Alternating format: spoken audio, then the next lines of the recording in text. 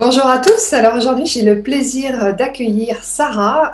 J'ai eu le bonheur, et je dis vraiment le bonheur, je pèse mon mot. Je l'ai accompagnée pendant plusieurs mois dans le cadre d'un mastermind, dans le cadre de son activité en ligne. Et donc, du coup, j'avais envie de vous partager un petit peu son retour d'expérience qu'elle avait pu mettre en place. Et puis voilà. Donc du coup, Sarah, un grand merci pour avoir accepté cette interview. Euh, Merci à toi, c'est sympa. Merci. Avec plaisir. Alors, quelle était la situation à laquelle tu vivais un petit peu avant qu'on se soit vraiment rencontrés? Alors, même si on était un petit peu déjà, on se côtoyait via la newsletter, c'est vrai que tu me suivais. Mais bon, avant, voilà, avant le lancement de cet accompagnement, Oui, alors je venais tout juste de commencer à rédiger mon blog. J'y avais réfléchi pendant plusieurs années et là, enfin, en 2020, avec la situation qui s'est produite avec le Covid et tous les confinements, j'ai eu, entre guillemets, la chance, en tout cas la situation où j'étais en chômage partiel pendant plusieurs mois. Et vu que je travaille dans l'organisation d'événements, c'est sûr que les événements n'ont pas lieu. Et donc, en 2020 et en 2021, j'ai très peu travaillé. Et c'est là que j'ai commencé ces blogs. Et c'est là que j'ai pensé que c'était peut-être la peine de faire un suivi, de se faire suivre par quelqu'un comme toi. Voilà. Et je te connaissais déjà. Oui, oui. Ça aide aussi, du coup. Oui. La confiance était déjà là. Bien sûr, oui, oui. Ok, et du coup, avant l'accompagnement, qu'est-ce qui se passait au niveau de ton blog? Est-ce que tu peux nous expliquer si tu avais rencontré des difficultés, comment ça se passait pour toi? Oui, moi j'avais rencontré des difficultés parce que j'avais envie de m'exprimer ailleurs que dans le salariat, donc on va dire d'expérimenter, d'essayer d'autres choses que la vie de salarié. Mais je ne voulais pas trop m'éparpiller à droite et à gauche. J'avais envie que ça prenne une direction un peu claire. Parce que souvent, on se dit, oui, il faut sortir de sa zone de confort, tu vois, c'est une phrase qu'on répète tout le temps. Et après, je pense de l'avoir toujours fait, mais un peu au hasard, tu vois. Tu te dis, ah oui, j'essaye ici, puis j'essaye là, puis j'essaye l'autre, en mettant toujours plein d'énergie dans un truc, dans l'autre, mais sans savoir le pourquoi ou la direction. Donc là, quand j'ai commencé mon blog, j'avais pris un petit moment pour me dire, bon, je regarde à l'intérieur de moi-même, quelles sont les activités que j'aime faire, quelles sont les choses que je n'aime pas faire, et qu'est-ce que je veux faire pour me dégager des revenus alternatifs par rapport à mon travail, pour avoir d'autres activités qui me parlent, quoi.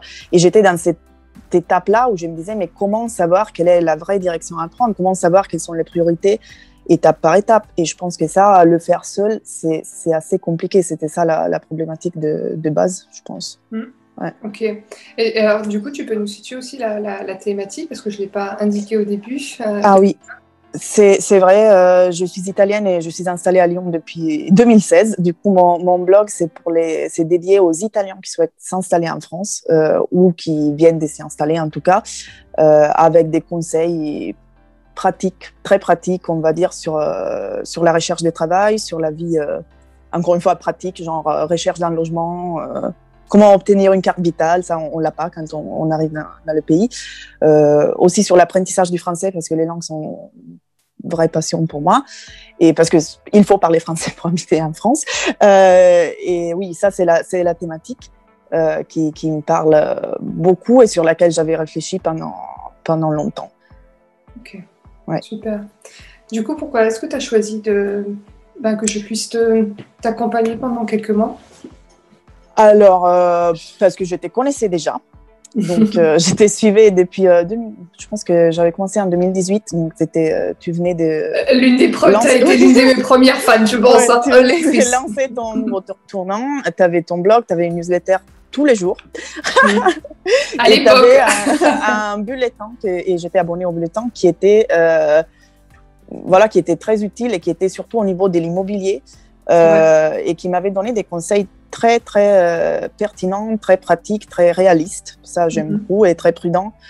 Pour pouvoir, en effet, j'ai pu me lancer dans l'immobilier, dans les investissements dans l'immobilier, aussi grâce à ça, à toi. Et du coup, bon, je me suis dit, vu que les conseils sur l'immobilier ont bien marché, vu que Christelle, elle a fait son blog qui a marché, il n'y a pas de raison pour qu'un accompagnement sur une activité en ligne ne marche pas. Ça va sûrement marcher, ça va coller. Et donc oui, j'appréciais surtout ta façon d'être très pratique et voilà, et très réaliste dans tes conseils, en expliquant aussi, tu vois, tes difficultés ou tes erreurs Et ça, je pense que c'est très, très important pour un coaching, pour un coach. Donc, c'est pour ça que j'ai été choisie direct. Non, mais vraiment, j'étais sûre que j'étais prête à me faire accompagner par toi, pas par n'importe qui. Super. Ouais. Qu'est-ce que je voulais te dire? Là, ça m'a émue. C'est pour ça que là, du coup, j'en perds les mots. Alors, donc, grosso modo, on a travaillé sur ton blog ensemble pendant plusieurs mois.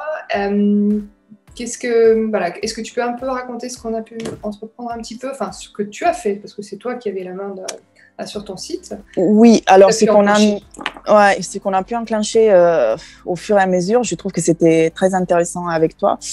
Déjà en général d'avoir une priorité qui était identifiée à chaque fois, on va dire des séances en séance, parce que quand on est tout seul, on n'arrive pas à les identifier, ces priorités ou ces étapes qui se suivent les unes les autres. Donc ça, ça c'est un peu général, donc on peut dire quelque chose de plus concret.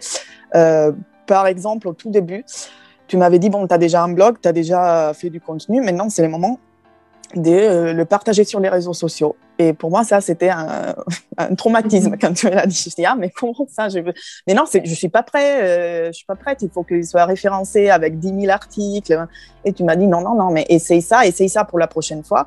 Et j'avais essayé, et c'est comme ça que, en partageant tout bêtement un article sur un groupe Facebook existant, sans créer mon groupe à moi ou des choses compliquées, c'est là que j'ai eu une toute première très, très petite audience, parce qu'on commence toujours par un micro-truc, de quelqu'un qui s'inscrit à la newsletter, de quelqu'un qui pose une question, et on développe aussi, on comprend aussi comment traiter la thématique et tout ça.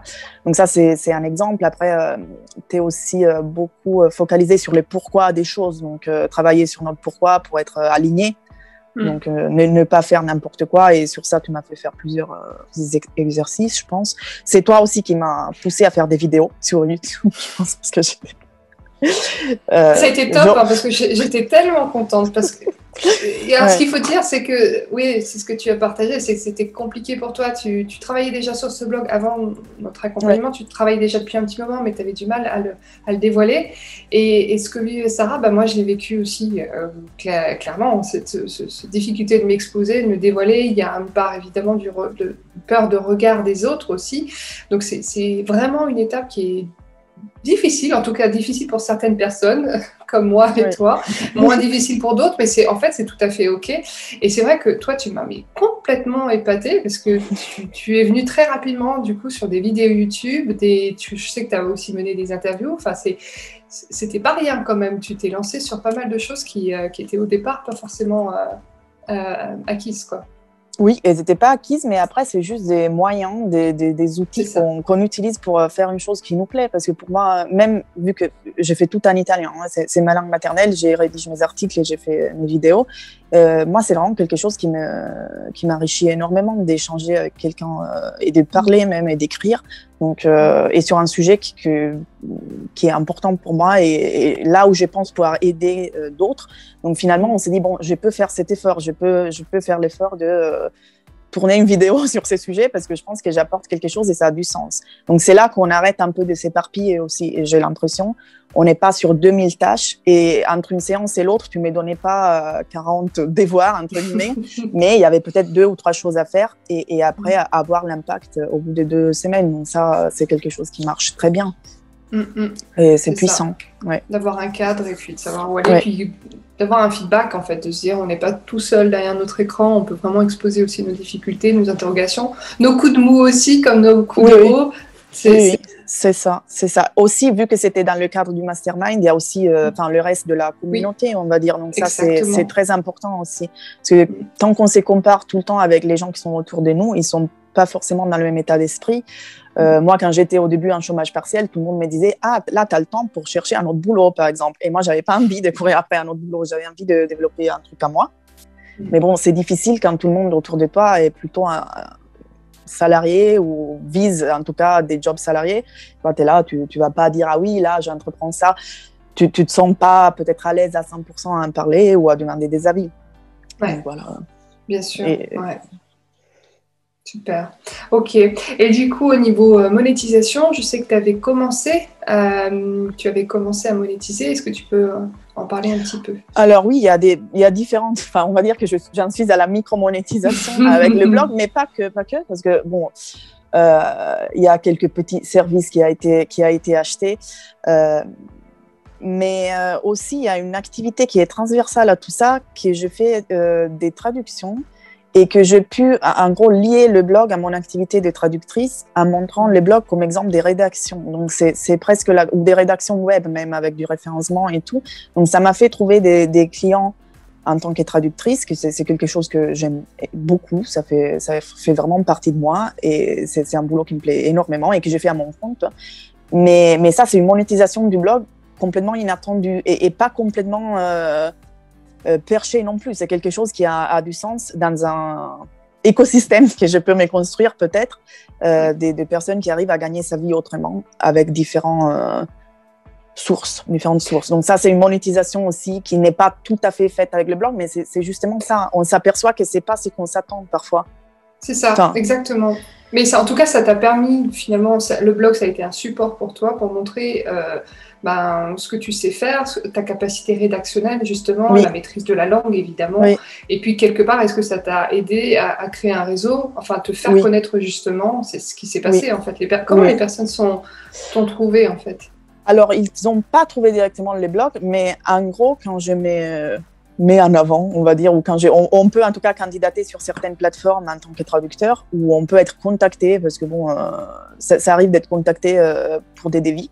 Et à ces moments-là, dans mon pitch, on va dire que j'ai dit aussi que j'ai un blog et que donc j'ai fait de la rédaction web en italien avec ça et ça, et que ça, c'est un exemple d'écriture qui peut être intéressant à regarder pour après derrière me donner des projets de traduction à faire. C'est pas tout à fait la même chose, mais c'est très proche et c'est bête et j'avais pas pensé. Donc c'est pas eux qui trouvent les blogs, mais on se trouve par ailleurs et je parle du blog. Donc ça c'est comme ça que ça marche. Ouais, et puis quelque part, enfin c'est quand même le blog, c'est quelque chose qui te passionne, enfin tout. Oui. Et au-delà du blog, hein, c'est-à-dire l'univers que tu as créé. Et c'est normal, en fait, que ça prenne de la place. Et tellement de place que, du coup, même si sans vraiment communiquer, du coup, à un moment donné, t'en parles quand même, en fait. Ouais, et ça ressort forcément. Ouais. Et du coup, tu avais aussi d'autres aspects sur lesquels, au départ, en tout cas, tu t'étais destinée sur la partie monétisation. C'était plus par rapport à un accompagnement, si je me souviens bien. Alors oui, ce que j'ai en tout cas là, c'est que je propose sur mon blog en ces moments-là, c'est-à-dire si on y va aujourd'hui, il y a principalement deux choses. La première, c'est une traduction, adaptation des CV de l'italien au français, parce que ça c'est une chose qui a marché. D'ailleurs, c'est un truc que j'ai vendu quelques fois. Parce que bon, quand on change des pays, chaque pays a ses règles, ses procédures, ses standards pour la recherche de travail et on ne connaît pas forcément ces choses-là, on risque de perdre pas mal de temps. Donc ça, c'est une première chose. Et la deuxième chose, c'est une séance, mais c'est juste une séance comme ça, donc c'est pas vraiment un accompagnement pour l'instant, qui est plutôt opérationnel, où on discute on fait un peu le point sur des aspects pratiques qui peuvent coincer, bloquer la personne en face qui souhaite s'installer en France ou qui vient de s'installer.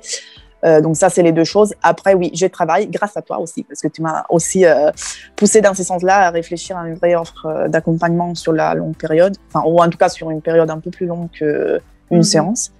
Et donc, oui, c'est ce que je suis en train d'essayer de mettre en place et de mettre en avant. Mais ça, c'est un autre défi, donc de dire, bon, là, maintenant, j'ai osé me montrer et maintenant, j'ose vendre quelque chose de manière, pas en poussant les gens, mais en disant, bon, je vends ça, quoi. Ça, c'est et qu'il y ait du sens pour toi et qu'il y ait du sens pour eux, enfin que tu n'aies pas cette impression de vendre pour vendre, mais que, au contraire, tu es vraiment dans un esprit de contribution, d'aide. C'est ça. Et là, du coup, on ne se sent plus dans cette énergie de vendre, en fait, et de devoir aussi convaincre, en fait. C'est ça qui, c'est ça qui est magique, en fait. Ouais. Ok. Et tu as commencé aussi petit à petit à créer une audience par rapport à des Italiens aussi? Oui, il y a une petite, notamment sur YouTube, c'est là que ça se passe plus. Je sais pas pourquoi. Et c'est là que moi, j'osais pas faire les vidéos et finalement, c'est là. C'est pour ça qu'il faut un peu essayer aussi les choses. Facebook n'a pas tellement marché pour l'instant pour moi. J'ai l'impression aussi qu'il est un peu saturé aussi par cette thématique de la vie à l'étranger, sans forcément approfondir cette thématique, mais j'ai l'impression qu'il y en a déjà beaucoup des trucs. Et non, YouTube, ça marchait bien, c'est frais, c'est sympa et les gens posent des questions, continuent à commenter. J'ai l'impression que c'est une audience active, je sais pas, des gens qui sont vraiment intéressés par ça. Ouais. Ouais, puis quelque part, en fait, tu te sens à l'aise aussi. Alors qu'au départ, tu n'aurais jamais imaginé voir ta tête sur YouTube. Mais au final, c'est comme tu le dis, c'est en testant qu'on s'aperçoit aussi de certaines choses qui nous vont, d'autres choses qui nous vont peut-être moins, des choses qui fonctionnent, d'autres choses qui ne fonctionnent pas aussi. Et c'est qu'en testant, en fait, qu'on le comprend. Oui, c'est ça. Et c'est en testant, il faut oser tester un peu. Après, il ne faut pas tester 1000 trucs non plus. Non, mais c'est pour ça que l'accompagnement, c'était pas mal, vraiment, parce que ça permet de faire un peu un tri dans les options possibles et d'avancer un peu au fur et à mesure en testant et en voyant ça marche, ça marche pas, tant pis. Mais c'était trop bien. Ouais. Et d'oser, du coup, d'avoir ce courage de faire des choses qui nous challenge et que, comme tu dis, sortir de sa zone de confort, c'est jamais évident. C'est facile à écrire, à dire, mais à le faire et à le vivre, c'est jamais simple. Oui, mais même une vidéo comme ça, là, comme tu es en train de me faire là avec un interview, c'est quelque chose que j'aurais pas fait il y a 6-7 mois. Surtout en français, ce n'est pas ma langue maternelle et tout ça, et je me fais parfois des soucis. Je me dis non, mais je peux pas parler. Enfin, je me fais quand même toutes c'est des films dans ma tête qui se passent tout seul avec la réponse, la question et tout, et la conclusion. Mais voilà, mais tu t'exprimes tellement bien et puis c'est un tel plaisir de t'entendre. Enfin, franchement, merci, c'est sympa. Tu vois, toutes les croyances qu'on peut se dire, c'est dire non mais je vais pas parler parce qu'on va pas forcément bien me comprendre et autres. Et alors au contraire, moi je trouve que c'est tellement apaisant et agréable de t'écouter et puis voilà. Ouais, merci, c'est sympa. Bon du coup, qu'est-ce que tu dirais à des personnes qui sont un petit peu, qui étaient peut-être dans ta situation à toi, qui avaient peut-être un site sur lequel ils y croyaient, ils ont mis du cœur, mais compliqué pour eux de se dévoiler, vouloir se cacher. Qu'est-ce que tu leur conseillerais de faire justement? Je conseillerais justement en effet d'essayer de se faire accompagner parce que je pense que c'est quelque chose qui nous aide beaucoup, justement déjà à mettre de côté toutes ces croyances, peurs, choses qu'on s'est dit tout seul, et tant qu'on est tout seul, on continue à se le dire et on s'en sort plus. Aussi, oui, pour trouver quelles sont les priorités, pour tester des choses, pour s'engager aussi face à quelqu'un, parce que c'est comme ça qu'on avance. Et je pense que ça donne vraiment un coup de vitesse aussi au projet en général, je pense. C'est pas, on n'arrive pas à aller vite. On n'est pas rapide de la même manière si on n'est pas accompagné par quelqu'un. Il faut bien choisir, je pense, par qui on se fait accompagner. Quelqu'un qui a nos mêmes valeurs et tout, c'est pas rien ça, je pense, parce que voilà, qui nous fait des promesses qui nous parlent vraiment au niveau du cœur et de ce qu'on ressent profondément, pas quelqu'un au hasard. Mais après, oui, je pense que ça c'est important et ça changera tout à quelqu'un qui est coincé quelque part. Perdu et qui ne sait pas comment avancer par rapport, par exemple, à des petites formations qu'on peut acheter et qu'après, on met pas... En fait, on l'écoute, la formation, peut-être, ou pas. Et après, on fait rien. On fait pas les choses qui... Oui, c'est comme tout. C'est comme les livres aussi. Enfin, on a le plaisir quand même de les lire, mais ça ne tient pas forcément sur la durée. Et puis, comme tu le dis, la notion d'engagement est tellement importante parce que quand on a quelqu'un vraiment en face... Moi, j'ai souvent des personnes, ça m'avait étonné au départ de l'entendre. J'ai des clients qui me disaient « Ah, mais je veux pas te décevoir, Christelle. » Donc, du coup, ça m'engage encore plus de faire ça. Puis, je me suis dit « Mais pas du tout, mais ça va pas dire ça. Je peux pas entendre ça. » Et j'ai fini par comprendre qu'en fait, il y avait vraiment cette idée de s'engager. C'est pas forcément que pour soi aussi, c'est aussi vis-à-vis de l'autre qu'on a en face de soi. Oui, c'est ça. Et forcément, comme tu le dis, ça donne un énorme coup de boost. Et moi, je le dis de façon très, très, très transparente. Je le dis très souvent.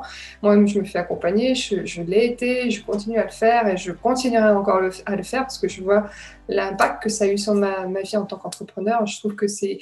Autant au départ, on peut percevoir ça comme peut-être une faiblesse, à tort au final. Parce qu'au final, on se dit, mais pourquoi je ne l'ai pas fait plus tôt? Ça ne m'a fait que m'aider. Et ça me fait grandir. Et puis, ça m'aide à aider justement d'autres personnes, en fait. C'est ça.